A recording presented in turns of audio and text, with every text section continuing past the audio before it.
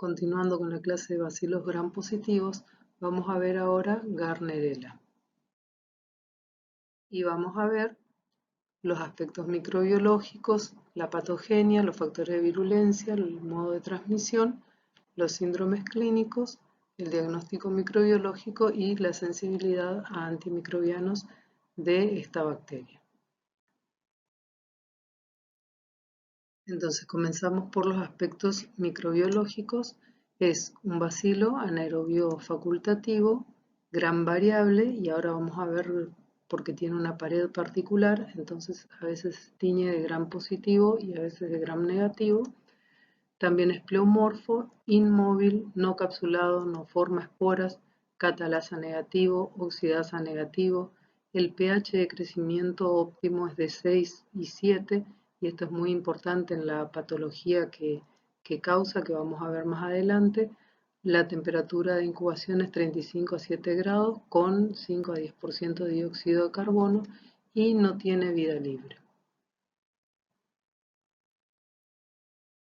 En cuanto a la pared celular, contiene los aminoácidos y ácidos grasos típicos de microorganismos gram positivos, pero no se han detectado ácidos teicoicos. Aunque a nivel ultraestructural de la pared celular Gardnerella vaginalis muestra organización de gram positiva, su pared celular es inusualmente delgada, 20% del total de la pared, lo que hace que se decolore fácilmente durante el proceso de tinción de gram en la mayoría de las células, contribuyendo al misterio de por qué se tiñen a veces como gram negativas y entonces la definimos como gram variables. Además, el producto final del metabolismo de Gardnerella es el ácido acético. En cuanto a la patogenia de Gardnerella vaginalis, vamos a ver cuáles son los factores de virulencia. Posee pilosidades en su superficie que le permite adherirse al epitelio vaginal. Además, también produce una citotoxina citolítica que es hemolítica, se llama hemolicina también, y puede lisar células epiteliales y polimorfonucleares, desencadenando una respuesta vaginal específica de inmunoglobulina A documentada en 60% de mujeres con vaginosis bacteriana. También produce sialidasa. Esta enzima rompe los residuos de ácido siálico, causando descamación también del epitelio. Entonces, estas tres enzimas causan descamación del epitelio y además la recubren de una mucosidad que es la formación del biofilm. Estas bacterias junto al biofilm se desprenden de la mucosa por descamación y dan lugar a células guías o indicadoras que están presentes en el frotis vaginal. La composición química, la estructura del biofilm le confiere a esta bacteria resistencia frente al agua oxigenada y los antibióticos, y esto parece ser un aspecto importante en la resistencia antimicrobiana y en la recurrencia de la enfermedad. El epitelio vaginal normal está formado principalmente por lactobacillus de distintas especies encargados de la producción de ácido láctico, peróxido de hidrógeno, bacteriocinas que mantienen un pH menor a 4,5 y lo mantiene libre de bacterias patógenas. Cuando la Gardnerella se multiplica y a través de sus enzimas sialidasa y las pilosidades que mencionábamos antes, que forman el biofilm y causan descamación, alteran el epitelio vaginal, aumentan el pH y junto a los mobiluncus producen succinato y ácido málico, además de ácidos grasos de cadena corta, como por ejemplo el propiónico, el isobutírico y el isovalérico, necesarios para la proliferación de otras bacterias como Mycoplasma hominis y anaerobios. Todas estas bacterias forman el complejo GAM. Los anaerobios se multiplican, producen aminopeptidasas que liberan aminoácidos, los cuales son la putrescina, que proviene de la descarboxilación de ornitina, la cadaverina, de la descarboxilación de lisina, y la trimetilamina, que proviene del metabolismo de la colina y son los que causan el olor a pescado del flujo vaginal. Todo esto causa un ambiente que, que altera el epitelio vaginal. Hay una disminución de lactobacillus, una disminución de ácido láctico, una disminución de peróxido de hidrógeno, el pH aumenta a más de 5 y proliferan los anaerobios junto con todo el complejo gamma. En cuanto a la epidemiología y los modos de transmisión de Gardnerella vaginalis, el hábitat natural de esta bacteria es la vagina humana y se encuentra como flora nativa en muy pequeñas cantidades. Estas bacterias forman biocapas bacterianas, como veíamos antes, sobre la superficie vaginal, donde conviven comunidades bacterianas que son complejas y muchas veces no se pueden cultivar y son interdependientes. Entonces, en mujeres con vaginosis bacteriana en un 100% se aisló Gardnerella vaginalis, pero también fue encontrada en mujeres sanas en un 40% sin síntomas, sin signos de infección vaginal. Es más común en mujeres con vida sexual activa y puede ser recurrente por reinfecciones. En cuanto a enfermedades de transmisión sexual, es bastante controvertido. Hay autores que dicen que sí y otros que no, pero lo que se cree que por lo menos de la forma habitual no es de transmisión sexual porque se detectaron jóvenes vírgenes con vaginosis bacteriana que bueno, no tenían una vía sexual de transmisión. Pero por otra parte también se demostró que existe las mismas Gardnerella vaginalis en parejas sexuales masculinas de las pacientes enfermas y hay una alta incidencia también en las prostitutas, lo que sugiere que hay un componente sexual en este tipo de transmisión. En cuanto a los síndromes clínicos que presenta esta bacteria, son principalmente vaginosis bacteriana, una infección del tracto urinario, puede producir bacteriemias en muy raras ocasiones y también en algunos otros sitios.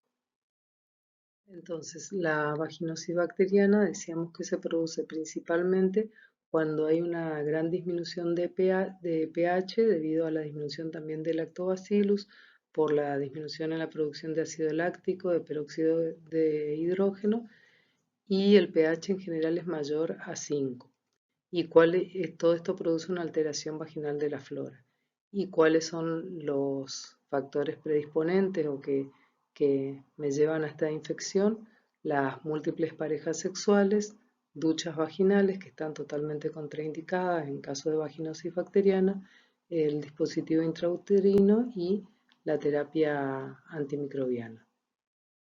Las mujeres con vaginosis bacteriana pueden tener un flujo vaginal anormal de color blanquecino, tirando a grisáceo, con olor desagradable. Algunas mujeres manifiestan sentir un fuerte olor a pescado, especialmente después de haber tenido relaciones sexuales, y esto es debido a que el semen masculino es alcalino y esto favorece la alcalinización del ecosistema vaginal. Por lo tanto, la producción y liberación de aminas, de las que hablábamos anteriormente, hacen que principalmente la trimetilamina les dé este olor desagradable. Las mujeres con vaginosis bacteriana también pueden sentir ardor al orinar o picazón en la parte externa de la vagina o ambas cosas. Algunas manifiestan no tener ni signos ni síntomas y la mayoría de los casos se da en mujeres de entre 15 y 44 años, mientras que la incidencia es muy baja en mujeres prepuberales y posmenopáusicas. No hay prurito en general, tampoco fiebre. La mayor incidencia es entre 20 y 40 años y puede producirse también abscesos vaginales o bartolinitis, que es la inflamación de la glándula de Bartolino.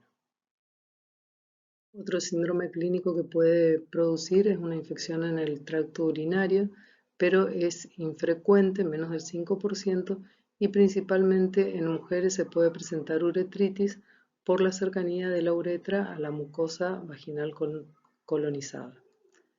La presencia de Gardnerella vaginalis en orina de chorro medio puede representar una contaminación bacteriana y la verdadera importancia clínica puede ser difícil de establecer, pero fue aislada de aspirados vesicales en mujeres embarazadas y presenta piuria variable. Y en hombres hay algunos trabajos que dicen que también se puede presentar como infecciones como prostatitis agudas y crónicas y a veces tienen disuria al orinar. También puede producirse bacteriemia, pero esto principalmente asociado a mujeres con episodios obstétricos o ginecológicos. Puede haber endometritis posparto, fiebre puerperal, corioamnionitis, que es una infección del líquido amniótico y las membranas que contienen a ese líquido y puede estar acompañada también de ruptura prematura de membranas o con saco amniótico completo. Y esto se debía, como habíamos dicho antes, a la hemolicina que tiene la Gardnerella vaginalis y también la fosfolipasa 2, que son las que están involucradas en los abortos, que también se pueden producir abortos sépticos. Y otros sitios donde no hay bacteriemia pueden ser aisladas de endometrio y corioamnios, y en ausencia de bacteriemia. En cuanto a la identificación de Gardnerella vaginalis, una identificación presuntiva del aislamiento desconocido puede ser suficiente en la mayoría de las situaciones clínicas y que puede llevarse a cabo en base a la morfología celular típica descrita anteriormente. Entonces, vamos a tomar de un exudado vaginal 2 hisopos, en los cuales de uno vamos a hacer el examen en fresco, donde vamos a ver la morfología de las bacterias que pueden estar tapizando las células y también podemos ver tricomonas o podemos ver hongos, elementos de hongos, y con el otro hisopo que puede estar en un medio de cultivo o en solución fisiológica, hacemos las coloraciones de Giemsa y de Gram y vemos la morfología. La otra cosa que podemos hacer es un cultivo. Las garnerelas crecen mejor en agar sangre humana o HBT, que es un agar base Columbia que contiene sangre humana y Twin 80. También hay un agar B que tiene sangre humana, también agar Columbia y peptona. En estos casos, si cultiváramos la garnerela en un agar con sangre de carnero o de caballo, no crecería. Las colonias en el agar sangre son pequeñas, translúcidas u opacas, puntiformes, muy pequeñitas, redondas y lisas con una beta-hemólisis, pero muy pequeña. Se incuban en atmósfera de dióxido de carbono y en general se necesitan 48 horas para que desarrollen. En el caso para identificarlas podemos poner un disquito de SPS, ya que y se inhibe su crecimiento, y esto cuando tenemos un hemocultivo puede confundir porque el hemocultivo tiene SPS que inhibe el crecimiento. Entonces siempre hay que tener presente que estas bacterias pueden estar en los hemocultivos, pero inhibidas. Igual es muy raro. La otra cosa que tenemos que hacer son las pruebas bioquímicas correspondientes.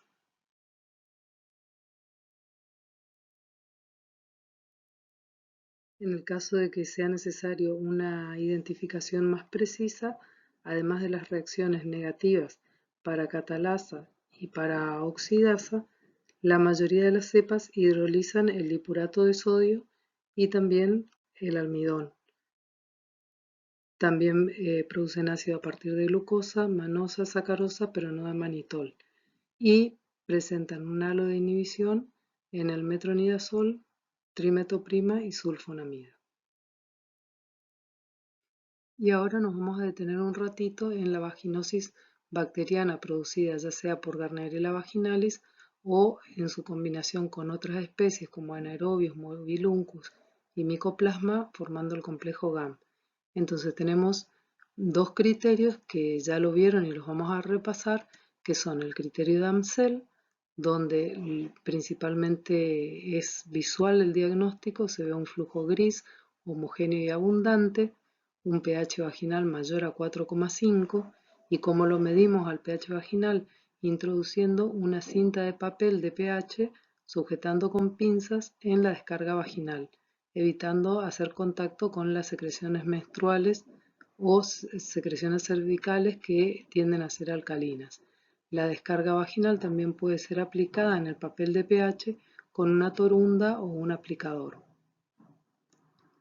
La otra cosa que vamos a hacer es el test de aminas, que se realiza adicionando una gota de hidróxido de potasio al 10% a la secreción vaginal y se considera positiva si al adicionar este hidróxido de potasio se desprende un olor característico a pescado en descomposición.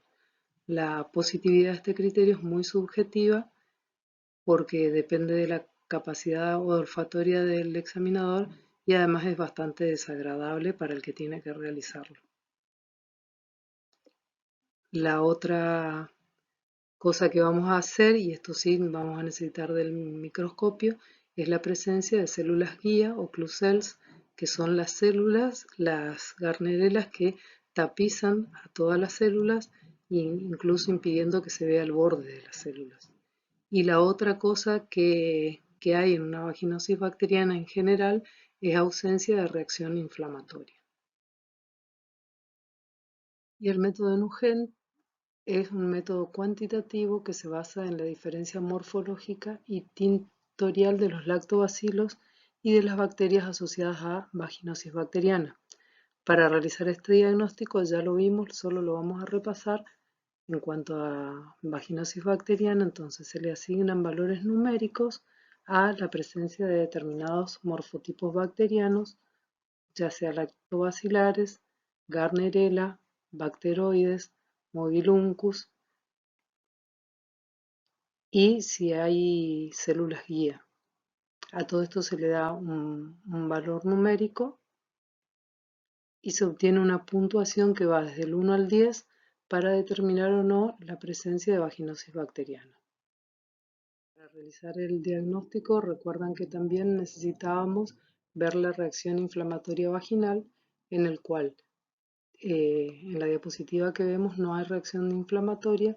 Cuando tenemos reacción inflamatoria, cuando encontramos hasta 5 polimorfonucleares por campo de 1000 por teñidos por gram, o si teñimos con Giemsa hasta 10 polimorfonucleares por campo de 400, o una relación entre polimorfonucleares y células medida vistas en campo de 400 por con la coloración de Giemsa hasta 1. Y en este caso veríamos acá una reacción inflamatoria donde hay más de 10 polimorfonucleares por campo. Eso sumado al valor numérico nos daba, ¿se acuerdan?, los estados vaginales básicos, que a nosotros lo que nos interesaba era el estado vaginal número 4. Entonces ahora tenemos un ejemplo de un exudado vaginal donde vamos a ver cocobacilos gram negativos compatibles con Gardnerella vaginalis. Podemos ver claramente que son más de 30 y eso nos va a dar un valor numérico de 4. Además, no tenemos bacilos gram positivos compatibles con lactobacillus, ningún bacilo. Entonces miramos en la tabla y nos va a dar un valor numérico también de 4. Y a la vez tenemos las células tapizadas de Gardnerella vaginalis. Observen que casi por ahí no se pueden distinguir los bordes y entonces nos suma 2 puntos más. Nuestro valor numérico, va a ser igual a 10. La reacción inflamatoria, vemos que no hay ninguna reacción vaginal inflamatoria porque hay 2 o 3 polimorfonucleares en el campo. Entonces, sumado el valor numérico más la reacción inflamatoria vaginal, nos da el estado vaginal básico. ¿Qué estado vaginal vamos a tener en este caso? El de vaginosis bacteriana, que es el tema que estamos tratando. Vemos más ejemplos de vaginosis bacteriana. Las bacterias están tapizando las células. Estas son células guía y las vemos en gran cantidad a la Gardnerella y sin reacción inflamatoria. En cuanto a la sensibilidad a antimicrobianos, Gardnerella vaginalis es sensible a metronidazol, también a clindamicina, penicilina, ampicilina, gentamicina, vancomicina y resistente a cefalexina, tetraciclina, sulfadiacinas, quinolonas, también es resistente a colistin. Y el tratamiento de elección que es más utilizado es el metronidazol, ya sea como cremas o gel intravaginal, y también la clindamicina en forma intravaginal, sobre todo para las embarazadas.